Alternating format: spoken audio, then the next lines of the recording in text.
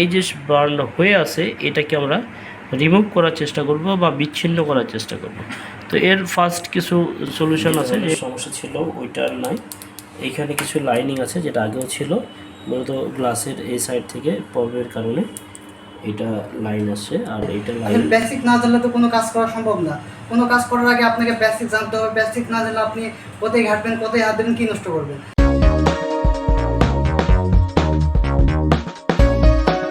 আসসালামু আলাইকুম ফ্রেন্ড, সবাইকে স্বাগত আমার চ্যানেলে। আমি কাজী রাসেল হাজির হয়েছি নতুন আরেকটি টপিক নিয়ে। আজকে যে কাজটি দেখাবো সেটা হচ্ছে ইনোলাক্সের একটি প্যানেল, গ্লাস বার্ন হয়ে আছে, গ্লাস শর্ট। আর এই শর্ট প্যানেলটি কিভাবে রিপেয়ার করতে হয়, রিপেয়ার করার প্রসেস, এটাই আজকে ভিডিওর বিষয়বস্তু।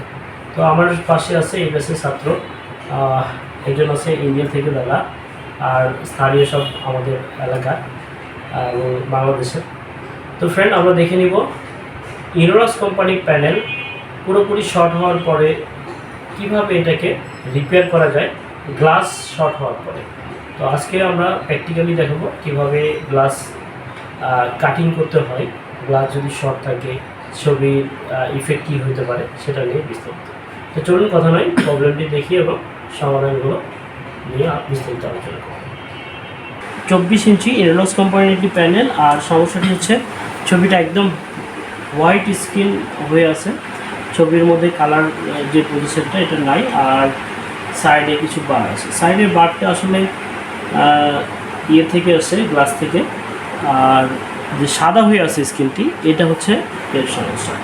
আমরা যদি এখানে কেবল কানেকশান দিই,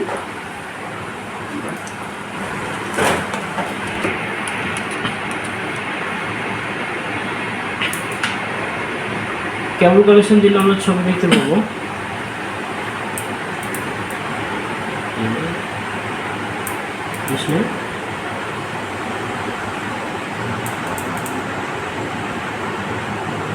একদম নেগেটিভ ছবি, ফুল নেগেটিভ ছবি। তবে এই সাইডটাতে নেগেটিভের পরিমাণ বেশি, এই সাইডে অনেক কম। তো এই হচ্ছে সমস্যা, আর এই সমস্যার সমাধান আজকের ভিডিওর বিষয়বস্তু। বিগত সেম সমস্যা দিয়ে বেশ কিছু আলোচনা করছি, আজকে আরও ডিটেলস আলোচনা হবে। তো যারা ভিডিওটি টেনে দেখেন অবশ্যই পুরোপুরি দেখার চেষ্টা করবেন। আমরা দেখে নেব এই সমস্যার সমাধান। হোয়াইট হয়ে আছে স্ক্রিনটি, ছবির ব্রাইটনেস বেড়ে গেছে। আর এর জন্য যে কারণটি, আমরা এটিকে প্যানেল একদম খুলে নিয়েছি, ইনোলাক্স কোম্পানির প্যানেল। আর ইনোলাক্সের এই প্যানেলের মডেল নম্বর হচ্ছে V236BJ1-P032 এটা হচ্ছে এর মডেল নাম্বার টিকনে। আর এর ভোল্টেজ ক্যালকুলেশন করে দেখব।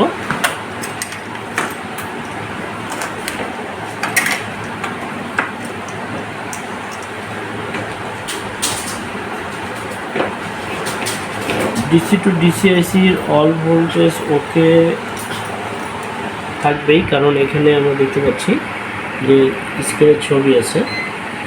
VGH voltage 27, VGL VDD 3.20 something, আর VGL -7।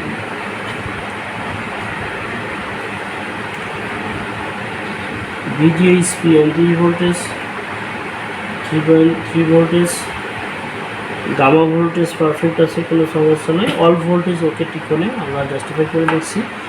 আর এর যে সমস্যাটির কারণ হচ্ছে গ্লাসে এখানে বার্ন হয়ে গেছে, পুড়ে গেছে, জমে গেছে গ্লাসের ভেতরে। এখানে দেখো এই জায়গাটা একদম শর্টেজের কারণে আমাদের স্ক্রিন সিমটমটি এমন আসছে। আর এই সমস্যার সমাধান, গ্লাস যদি শর্ট হয়ে থাকে এইভাবে আমরা যেভাবে এখানে দিচ্ছি ফুল, আর এটা অত্যাধিক হিট হয়ে যায়, হাত দেওয়া সম্ভব হয় না, অত্যাধিক হিট হয়ে যায়। আর এই হিটটি মূলত ভোল্টেজটাকে ড্রপ করায় এবং স্ক্রিনের ব্রাইটনেসটা হাই করে দিয়েছে।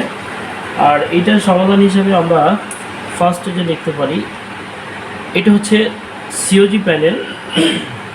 এর সাইডে কফ আছে, যেটা হচ্ছে গ্লাস, সিপসন গ্লাস সিওজি।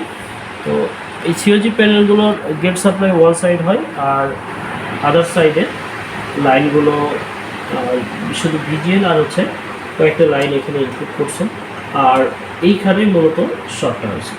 তো সেহেতু এই প্যানেলটা রিপেয়ার পসিবল, যদি ডান সাইডে হইতো তাহলে রিপেয়ারটা পসিবল হতো না। তো আমাদের যেহেতু এটা বাম সাইডে, সেহেতু বাম সাইডের কারণে এই সাইডে গুরুত্বপূর্ণ ভোল্টেজগুলো নাই, শুধুমাত্র ভিজিএন ভোল্টেজটা আছে। আর এই যে বার্ন হয়ে আছে এটাকে আমরা রিমুভ করার চেষ্টা করব বা বিচ্ছিন্ন করার চেষ্টা করব। তো এর ফার্স্ট কিছু সলিউশন আছে, যে এখান থেকে নির্দিষ্ট ভোল্টেজগুলো এই সাইডে যদি কাট করা হয়, তারপরে যদি এই সমস্যাটি সমাধান হয় এবং হিটিং অবস্থা যদি না থাকে, তাহলে আমাদের প্যানটা রিপেয়ার হতে পারে। তো আমরা কাটিং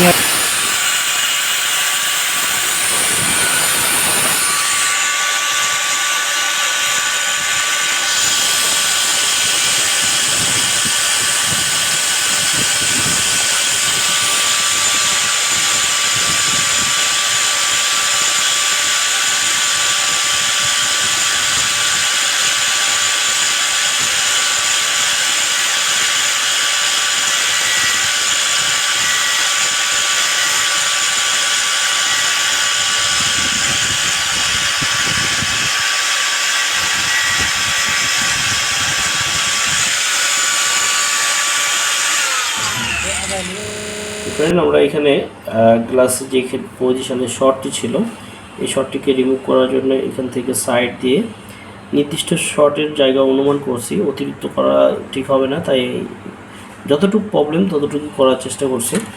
এখানে কাটিং ফুল ওকে, আমরা এটাকে কানেকশন করব এবং দেখে নেব।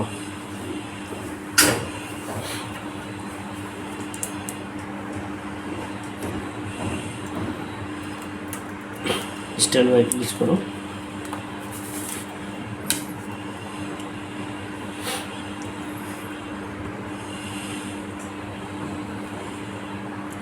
আমরা দেখতে পাচ্ছি একদম যে নিচের যে বারটি পারফেক্ট এসছে এবং স্ক্রিনের যে নো সিগন্যাল, এটা পারফেক্ট। যে হোয়াইট ভাব ছিল এবং নেগেটিভ ছবি ছিল সেটা এখন আর নাই।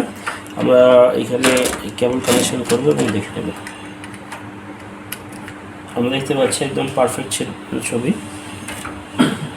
যে ধরনের সমস্যা ছিল ওইটা আর নাই। এইখানে কিছু লাইনিং আছে যেটা আগেও ছিল, মূলত গ্লাসের এই সাইড থেকে প্রবলেমের কারণে এটা লাইন আসছে। আর এইটা লাইন গ্রাহকের সাথে আমরা কথা বলে নিয়েছিলাম, যদি এটা চেঞ্জ করতে চাই, কপ চেঞ্জ করতে চাই, তাহলে আমরা ওটা করে দিব। তো আমরা দেখানোর চেষ্টা করছি যে একটি প্যানেল ফুল শর্টেজ গ্লাস বার্ন হয়েছিল এক জায়গাতে, আর এটাও রিপেয়ার করা পসিবল। আমরা এটা আমাদের ক্লাসের প্র্যাকটিক্যাল ক্লাস হিসেবে আজকের এটা ছিল। তো ফ্রেন্ড, আমরা কাজটি দেখলাম। কাজটি যদি ভালো লাগে, ভালো কিছু মেসেজ পেয়ে থাকেন, তাহলে অবশ্যই ভালো মন্তব্য সবসময় আশা করি। আর যারা নিজেকে আপডেট করতে চান, যোগাযোগ করতে পারেন আমাদের স্ক্রিনের নাম্বারে। যারা এলইডি এলসিডি কাজ শিখতে জানতে চান এবং নিজের রিপেয়ারের সাথে সম্পৃক্ত, বিশেষ করে mobile repair plus CRT repair যারা করেন, এলইডি এলসিডিতে কাজ করতে ভয় পাচ্ছেন, যোগাযোগ করতে পারেন আমাদের নাম্বারে। দেখা হবে নেক্সট কোনো ভিডিওতে। আর যেহেতু আমরা প্র্যাকটিক্যাল করলাম, আমরা যারা দেখলো কাজটি এখানে আমাদের এখানে প্র্যাকটিক্যালি, তাদের মন্তব্য জানবো। তো ফ্রেন্ড, আমরা কাজটি দেখলাম, আর কাজটি দেখার পরে যারা প্র্যাকটিক্যালি কাজটি দেখলো তাদের মন্তব্য জানবো অবশ্যই। আমার পিছনে আছে পলাশ ভাই, তারপরে আছে আনোয়ার হোসেন, আমাদের বাগমারি ছেলে, এরপরে আছে হচ্ছে মেহেদি হাসান, এবং ইন্ডিয়া থেকে এসছে আমাদের দাদা। সত্যি অবিশ্বাস্য, আমি কখনো কল্পনা করতে পারিনি যে এভাবে কাজগুলো করা যায়। সত্যি দেখে আমার খুব ভালো লাগছে।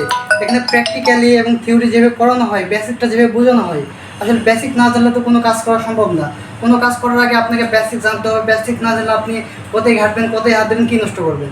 আপনাকে বেসিক জানার পর সেই কাজগুলো করতে হবে। আর এখানে সেই বেসিকগুলো প্র্যাকটিক্যালি এবং বেসিক থিওরি দুটোই সুন্দরভাবে সমন্বয় করে বোঝানো হয়, যেন আমরা সবাই কাজগুলো বুঝতে পারি এবং করতে পারি। ইনশাল্লাহ আমি এখন যে কাজগুলো দেখছি অনেকটাই সাকসেস, কাজগুলো নিজে করতে পারবো সেই বিশ্বাসটা আমার আছে, এবং কিছু কাজ আমি প্র্যাকটিক্যালও করেও দেখছি। আপনারা যদি এখানে যাদের সমস্যা আছে, যারা নিজেকে আপডেট করতে চান, যারা অনেক এলসিডি এলইডি টিভির কাজ করতে চাচ্ছেন, পারতেছেন না, ভাবতেছেন আমরা কোথায় যাবো, কীভাবে ট্রেনিং নেবো, তো তাদের উদ্দেশ্যে আমি বলতে চাই, বাইরের যে স্ক্রিনে দেওয়া নাম্বার আছে তার সাথে যোগাযোগ করেন, তার সাথে কথা বলেন এবং ওনার কাছ থেকে নিজেকে আপডেট করেন। আপনার ভবিষ্যতে অনেক সফলতা হতে পারবেন।